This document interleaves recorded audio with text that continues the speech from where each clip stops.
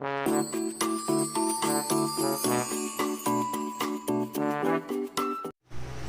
everyone, welcome to Speak It Out, and I hope you people are having good time. So, we are here learning pronunciation, we are here learning English making, sentence making, and we are also motivating ourselves to make our lives better.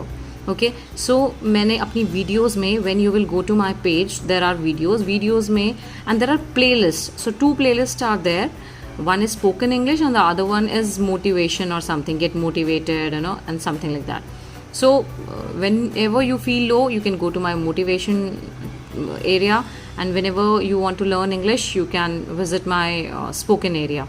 Okay, spoken English playlist. And now I'm continuing with the video number 26. 26 video है, उसके बाद ये वाला video है.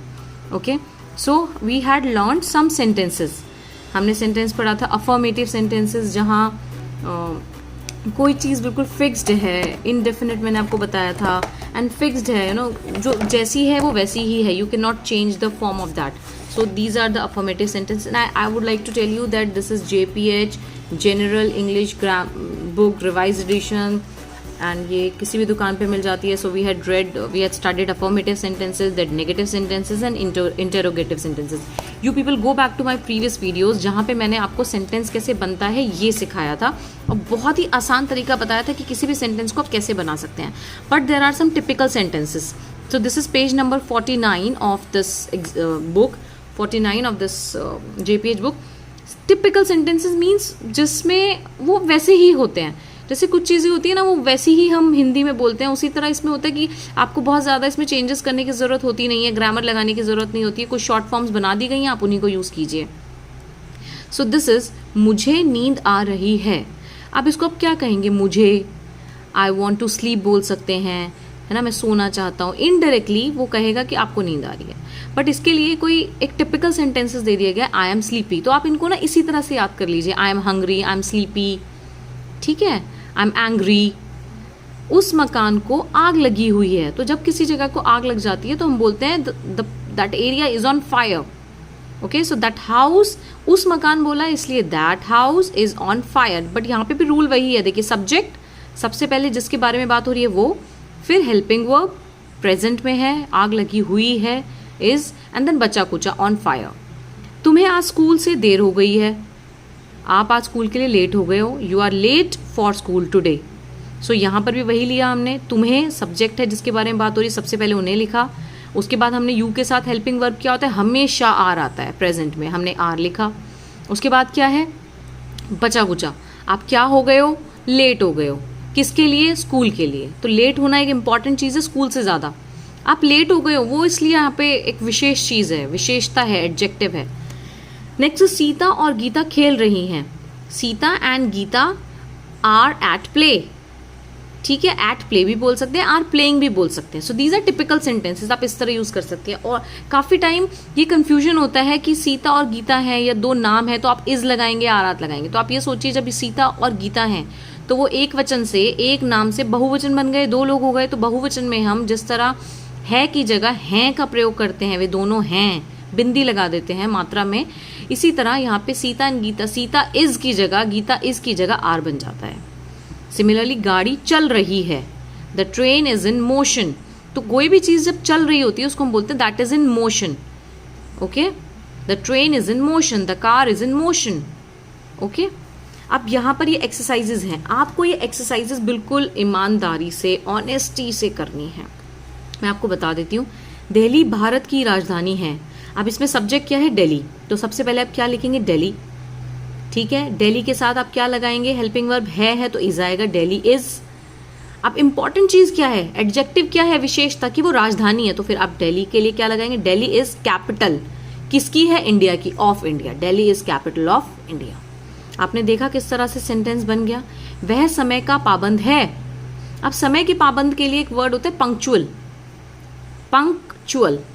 तो he is, ही के साथ क्या लगा देंगे, इज लगा देंगे.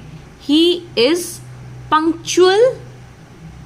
ठीक है, he is punctual, punctual of time, ठीक है, टाइम का पाबंद है वो। आज मैं व्यस्त हूं। अब आप इसको कैसे बोल सकते हैं? आई एम, मैं के साथ क्या आता है? एम आता है। I am busy today, I am busy today, व्यस्त हैं, एक विशेषता है, एक स्पेशल चीज बता रहे हैं। So this is the way we are going to make English. आपको ये सारे सेंटेंसेज आज कर रहे हैं। 10 सेंटेंसेज अगर आपने बना दिया, आप मुझे कोई सेंटेंस नहीं समझ आ रहा है, मुझे कमेंट में भी लिख सकते हैं। Please try communicating with me. बहुत एफर्ट्स लगते हैं वीडियो बनाने में, एंड वो भी you know by somebody who is just zero in technology and everything.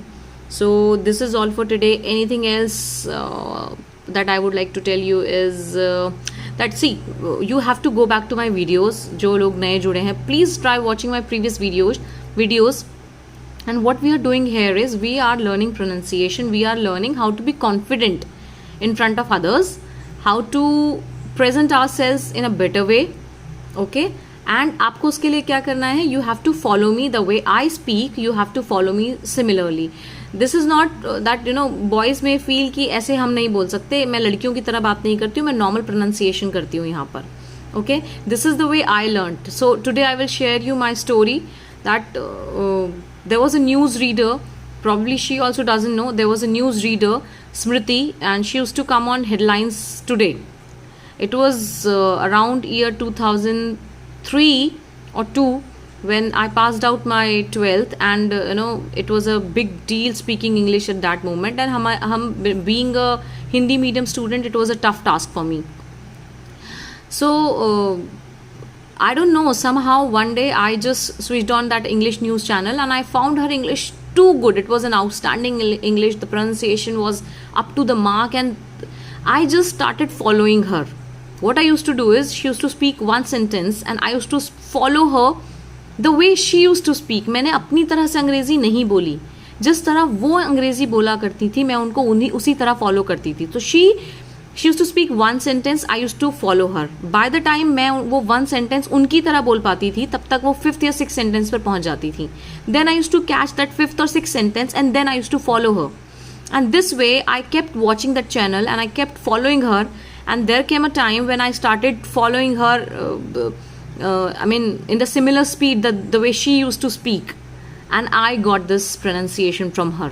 So nobody taught me, nobody was there to help me. It was my own way that I devised this thing. So at least I'm here. This is something free. आप कोई भी videos या reels देखते हैं, उससे better है अगर आप कुछ गेन कर लें यहाँ पे।